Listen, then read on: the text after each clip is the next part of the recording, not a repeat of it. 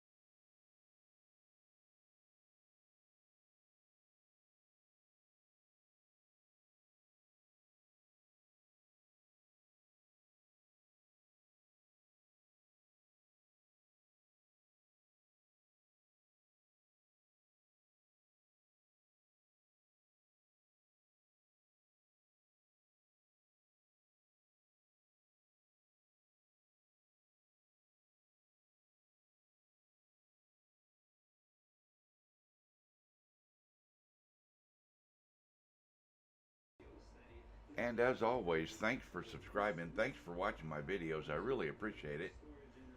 Click that bell so you know when I upload another video. We'll see you on the next one.